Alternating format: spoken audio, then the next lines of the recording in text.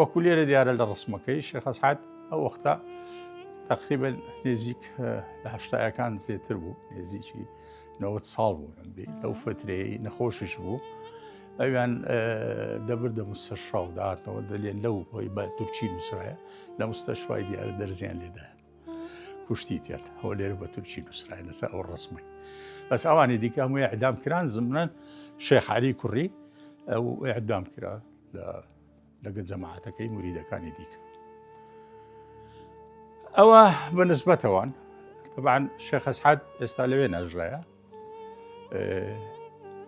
مزگەفتەکیان لەو کردیە لەسەر قەبرەکەی، خەریک و مورید و ئەوانشی زۆرن ئێستا مەواقعی تەواصلی ئیجتیماعی و شتیوە کە جەماعەتی باپیرانیان هەموو یان مریدی بووینە یان لێی نێزیک بووینە، ئەوانە جەمعیاتیان هەیە ئێستا لەخوان لە ئەستەمبول، جار دەردێنە ئێرە دێنە زیارەتی قەبری شێخ محەممەدی کوڕی. ساڵ نییە ئەمە جەماعەتێک لە تورکیا نێ بێتە ئێرە بچە زیارەتی قەبری، چونکە شێخ محەممەدی کوڕی کە قازی شەرعی ئەو لێرە بوو لێرە ناژرایە لەکرەوە دێنە ئێرە دەچنەوێ درێوانە هەموو ئێستا لە تورکیای جەمعیاتیان هەیە و با بڵێن گروپاتیان هەیە ئی نەقشبەندی و شتیوە دای مەشت و ئەوانەی لە بڵاو دەکەن.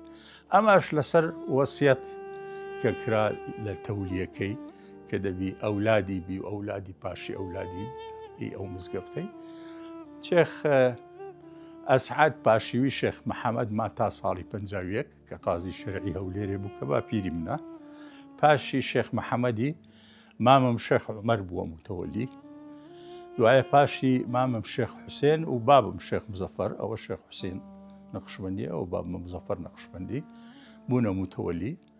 پاشی بابم لە ساڵی 2012 ئەمری خوای کرد، پاشوی بە 1-2 ساڵی ئەمن تەولیەکەم وەرگرت. ئەو مزگەفتە دوو جار بە تەواوی نۆژەنگ کرایتەوە، یەکی ساڵی هەشتاەکان 82 83 84 ئەو وەختی شێخ حوسێن و بابم شێخ مزەفەر بە ڕەحمەتی من ئەوان نۆژەنیان کردیتەوە. ساڵی 2016 ئەمن بە 2-3 ساڵان ئەوجا ئەو مزگەفتەم لە ئیراداتی خۆی لە بابلین نۆژەنگ کردیتەوە جارێکی دیکە و ئێستا شەمەشەوە لە خزمەتی مزگەفتەکە و ملەتەکەی خۆمانین، خەڵکی خۆمانین. ئەو ڕسمانەی کە دەبینی ئەوانم لەو شارە کردی، ئەوە شێخ ئەسعەدە، ئەوە شێخ ئەسعەدە، ئەوە شێخ محەممەدە، ئەوە کوڕێکی شێخ عەلی کە ئیعدام کرا، ئەوە مامەکان من شێخ عومەر و شێخ حوسێن ئەوەش بابمە. ئەو ڕسمانەی ئێرەگە تەماشایکەی ئەوانە ڕسمی شێخ ئەسعەدینە لە تورکیای، ئەوە لە هەندێک مەجەلات و ئەوەی تورکیای دەستمان کردیە، ئەوە مەجلیسەکی لە مورید و ناسیارەکانی خۆیتی ئەو شێخ ئەسعەدە لە ناوەندی. ئەوە کەمال ئەتاتۆرکە ئەو ڕسمە کە هاتە خزمەت شێخی لێرە دەهات ئەوەلی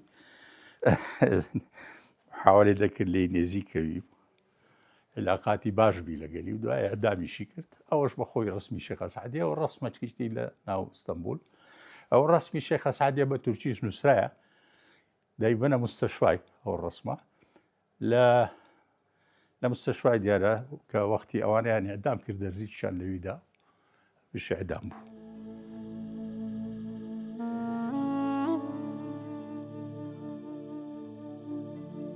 زۆر خێزان و پیاوماقولی باش هەبوون کە یارمەتیدەرێکی باشی ئەم مزگەوتە بوون کە کاری پاراستن و پاگڕاگرتنی مزگەوتەکەیان دەکرد، بە تایبەتی لە جەژن و بۆنە ئاینیەکاندا. ئەوەی کە جێگای خۆشحاڵیە ئەم مزگەوتە تاوەکو ئێستاش دەرگای بەڕووی خەڵکی هەولێر کراوەیە بۆ نوێژ و خواپەرستی.